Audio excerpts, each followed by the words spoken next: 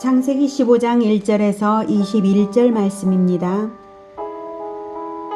15장 이후에 여호와의 말씀이 환상 중에 아브람에게 임하여 이르시되 아브라마, 두려워하지 말라. 나는 내 방패요 너의 지극히 큰 상급이니라. 아브람이 이르되 주 여호와여, 무엇을 내게 주시려 하나이까? 나는 자식이 없사오니 나의 상속자는 이 다메섹 사람 엘리에셀이니이다. 아브람이 또 이르되 주께서 내게 씨를 주지 아니하셨으니 내 집에서 길린 자가 내 상속자가 될 것이니이다. 여호와의 말씀이 그에게 임하여 이르시되 그 사람이 내 상속자가 아니라 내 몸에서 날 자가 내 상속자가 되리라. 하시고 그를 이끌고 밖으로 나가 이르시되 하늘을 우러러 뭇별을 셀 수 있나 보라. 또 그에게 이르시되 내 자손이 이와 같으리라. 아브람이 여호와를 믿으니 여호와께서 이를 그의 의로 여기시고 또 그에게 이르시되 나는 이 땅을 내게 주어 소유를 삼게 하려고 너를 갈대아인의 우르에서 이끌어낸 여호와니라. 그가 이르되 주 여호와여, 내가 이 땅을 소유로 받을 것을 무엇으로 알리이까? 여호와께서 그에게 이르시되 나를 위하여 3년 된 암소와 3년 된 암염소와 3년 된 순양과 산비둘기와 집비둘기 새끼를 가져올지니라. 아브람이 그 모든 것을 가져다가 그 중간을 쪼개고 그 쪼갠 것을 마주 대하여 놓고 그 새는 쪼개지 아니하였으며 솔개가 그 사체 위에 내릴 때에는 아브람이 쫓았더라. 해질 때에 아브람에게 깊은 잠이 임하고 큰 흑암과 두려움이 그에게 임하였더니 여호와께서 아브람에게 이르시되 너는 반드시 알라. 내 자손이 이방에서 객이 되어 그들을 섬기겠고 그들은 400년 동안 내 자손을 괴롭히리니 그들이 섬기는 나라를 내가 징벌할지며 그 후에 내 자손이 큰 재물을 이끌고 나오리라. 너는 장수하다가 평안히 조상에게로 돌아가 장사될 것이요 내 자손은 4대 만에 이 땅으로 돌아오리니 이는 아모리 족속의 죄악이 아직 가득 차지 아니함이니라. 하시더니 해가 져서 어두울 때에 연기나는 화로가 보이며 타는 횃불이 쪼갠 고기 사이로 지나더라. 그날에 여호와께서 아브람과 더불어 언약을 세워 이르시되 내가 이 땅을 애굽 강에서부터 그 큰 강 유브라데까지 내 자손에게 주노니 곧 겐 족속과 그니스 족속과 간몬 족속과 헷 족속과 브리스 족속과 르바 족속과 아모리 족속과 가나안 족속과 기르가스 족속과 여부스 족속의 땅이니라 하셨더라.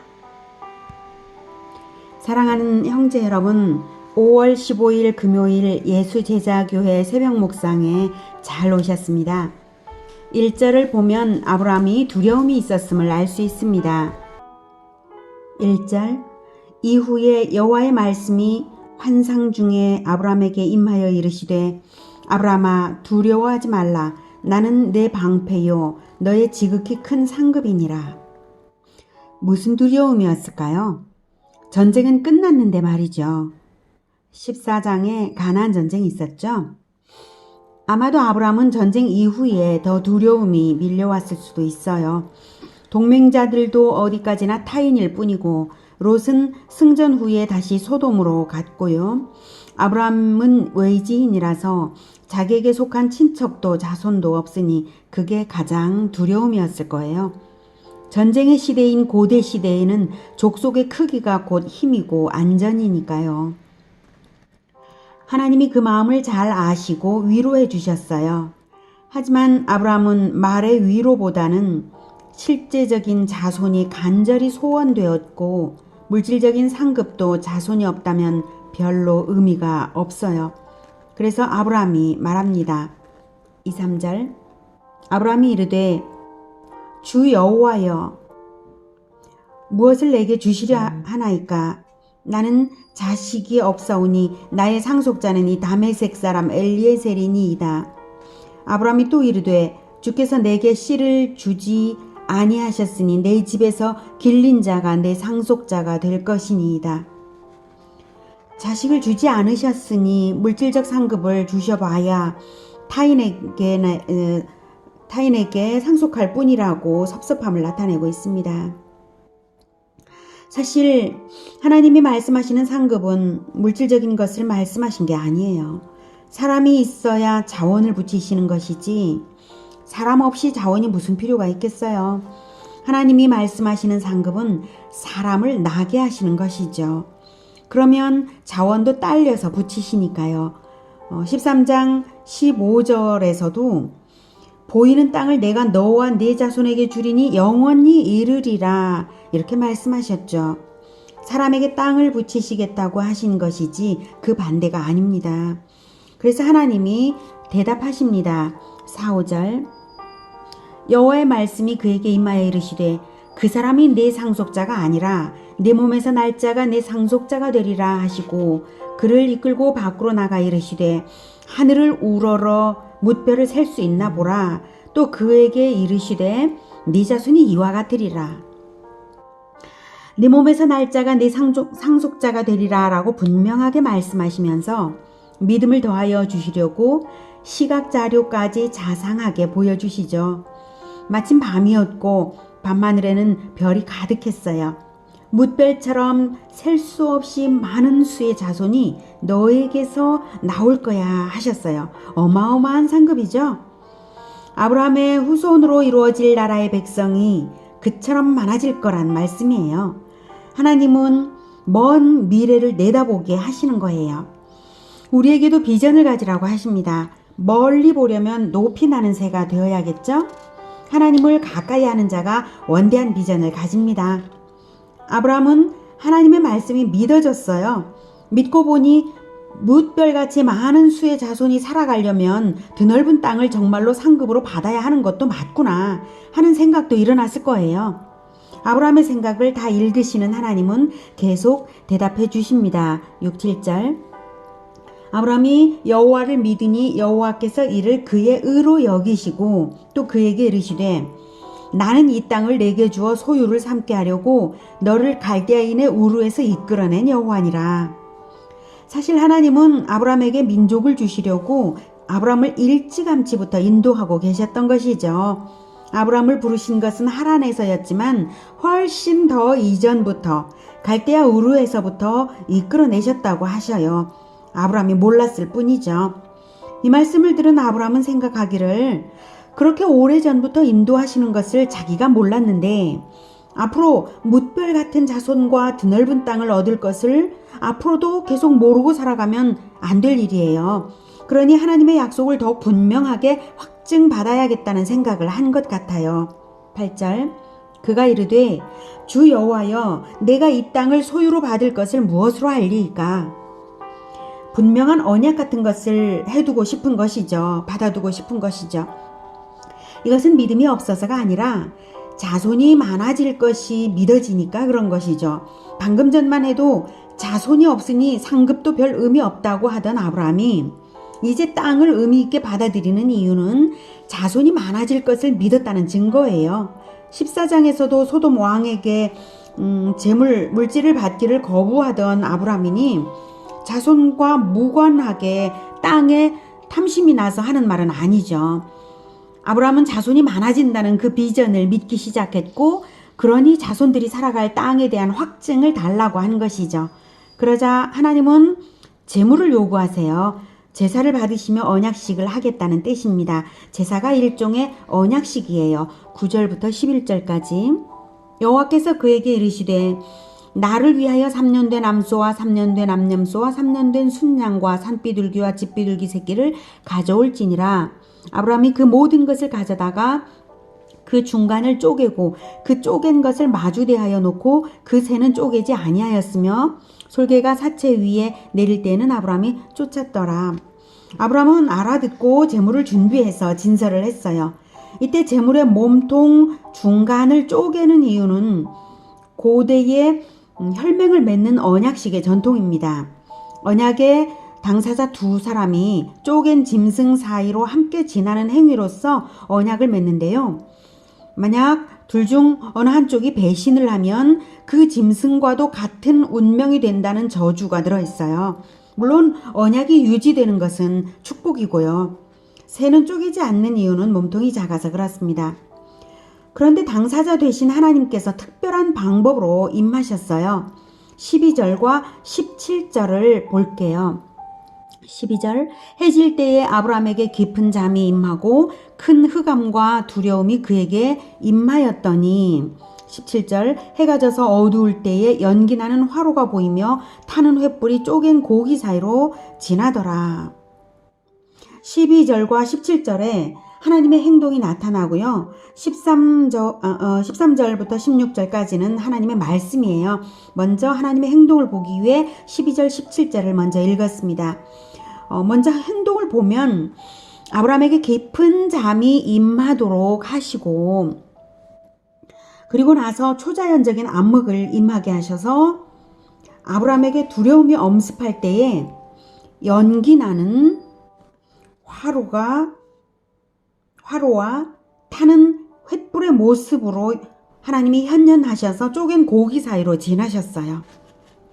분명하고 중요한 것은 아브라함이 지나야 할 쪼갠 짐승 사이를 하나님의 현현으로만 지나셨다는 것이 매우 특별해요.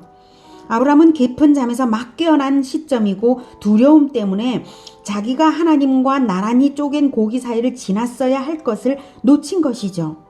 아니, 하나님이 일부러 아브라함 대신 횃불을 지나도록 하신 것입니다. 횃불이 아브라함 대신 지난 것입니다. 왜 그러셨는지는 잠시 후 다시 말씀을 드릴게요. 횃불은 하나님의 현현입니다. 불은 일반적으로 하나님의 백성에게는 보호와 인도를 의미하고 하나님의 원수에게는 진노와 심판을 의미합니다. 하나님은 그 언약 행위를 하시면서 예언을 주십니다. 13절에서 16절. 여호와께서 아브라함에게 이르시되 너는 반드시 알라. 내 자손이 이방에서 객이 되어 그들을 섬기겠고 그들은 400년 동안 내 자손을 괴롭히리니. 설명하면서 지나갈게요. 이방에서 객이 되어 400년 동안 괴롭힘을 당한다는 것은 이집트에서 400년 노예 생활을 하게 될 것을 말해요. 출애굽 전 400년의 기간이 그것입니다. 14절. 그들이 섬기는 나라를 내가 징벌할지며 그 후에 내 자손이 큰 재물을 이끌고 나오리라. 징벌은 이집트에 내린 10재앙을 말합니다. 그 후에 내 자손이 큰 재물을 이끌고 나오리라는 출애굽을 말합니다. 15절. 너는 장수하다가 평안히 조상에게로 돌아가 장사될 것이요. 이것은 아브라함이 죽은 후에 일어날 일이라서 너는 평안히 장사된다라고 합니다. 16절. 내 자손은 4대 만에 이 땅으로 돌아오리니 이는 아모리 족속의 죄악이 아직 가득 차지 아니함이니라 하시더니, 아브라함 자손 민족이 4대 만에야 돌아오는 이유는 아모리 족속의 죄악이 아직 가득 차지 않아서 심판의 때는 아니기 때문에 더 기다려야 한다는 말씀이시죠. 아모리 족속은 가나안의 여러 족속을 대표하는 족속이고요. 아주 악한 족속이에요. 그들이 심판당할 것이 예정되어 있는데 회개의 때를 오래도록 주시고 계신 것이면서도 회개하지 않으면, 그때까지도 회개하지 않으면 마침내 심판당하는데 그것은 아브라함의 자손 민족에게 땅을 빼앗기는 것이 바로 심판이 될 거예요. 그러니 아브라함 자손 민족은 수백 년 후에 하나님의 심판을 정복전쟁으로 수행해서 승리하게 될 것이 예정된 것이죠. 이런 예언을 주신 것이 훗날 다 이루어집니다. 하나님이 언약하신 것은 한치도 틀림없이 이루어지고야 맙니다. 자, 그런데 왜 하나님은 언약식에 아브라함을 배제하셨을까요? 방금 12, 17절에서 우리가 의문점을 가졌죠? 왜 배제하셨을까요, 아브라함을? 그 이유는 하나님의 언약도 하나님의 심판도 그런 것, 하나님께서 말씀하신 모든 것은 반드시 이루어지는 것이라서 죄인인 아브라함과 그 자손이 감당할 수 없다는 것을 하나님이 아셨기에 그렇게 하셨습니다. 정확하게는 아브라함을 배제하신 것이 아니라 아브라함 대신 횃불이 언약식의 당사자가 된 것이죠. 무슨 의미인가요? 아브라함과 그 후손 민족이 하나님의 언약을 결국은 깨뜨릴 것을 이미 아시는 하나님께서 언약식에 하나님의 아들 예수 그리스도를 당사자로 세우신 것입니다. 그것이 아니라면 하나님의 아들이 아브라함의 후손인 사람으로 태어난 것과 죄 없이 십자가의 심판을 당하는 것을 설명할 길이 없지 않겠습니까? 하나님은 언약식을 통해 아브라함과 그 자손을 대신해서 죄책을 지실 횃불의 현현을 보이셨습니다. 그 횃불, 어둠을 밝히는 생명의 빛 되신 예수 그리스도가 바로 그 횃불이고, 아브라함의 후손으로 태어난 것은 아브라함의 모든 후손을 대표하는 메시아, 단 한 명의 대표적인 후손으로서 태어나신 것입니다. 그리고 나서 아브라함이 요구한 땅의 넓이를 하나님은 구체적으로 알려주시고 쫓겨날 족속의 이름도 알려주셨습니다. 18절부터 21절까지. 그날에 여호와께서 아브라함과 더불어 언약을 세워 이르시되 내가 이 땅을 애굽 강에서부터 그 큰 강 유브라데까지 내 자손에게 주노니 곧 겐 족속과 그니스 족속과 간몬 족속과 헷 족속과 브리스 족속과 르바 족속과 아모리 족속과 가나안 족속과 기르가스 족속과 여부스 족속의 땅이니라 하셨더라. 하나님이 역사 속에서 일하시는 방식이 어떠신가요? 하나님은 역사의 주인이십니다. 역사 전체를 통해서 심판과 구원을 하십니다. 하나님은 죄악 가운데 있는 하나님의 원수를 반드시 심판하시는데 회개의 기간을 허락하신 후 마침내는 반드시 심판하십니다. 그 심판은 동시에 믿음의 백성을 위한 구원 행위이며 상급을 주시는 행위가 될 것입니다. 하나님의 백성들 역시 완전치 못하지만 구원받을 수 있는 이유는 언약식의 횃불로 현현하신 하나님의 아들이 모든 믿는 자들을 대신해서 죄책을 지시기 때문입니다. 하나님은 믿음을 의로 여기시는 탓에 믿음을 보시고 믿는 자의 죄를 하나님의 아들에게 전가하십니다. 하나님의 치밀하시고 완전하신 사랑과 심판을 우리가 어떻게 감당할 수 있을까요? 그 완전하신 계획과 완전하신 사랑의 크기와 깊이와 넓이를 도무지 가늠할 길이 없고 은혜를 갚을 길도 없습니다. 그러니 더욱 우리가 하나님의 비전을 이루어 드림으로 은혜를 갚아야겠습니다. 그것은 하나님의 아들의 십자가의 복음으로 사람들을 구원하여 아브라함의 영적 자손이 되게 하는 것입니다. 하나님은 아브라함의 자손을 뭇별과도 같이 무한히 얻으시기 위하여 지금도 우리들을 통하여 일하십니다.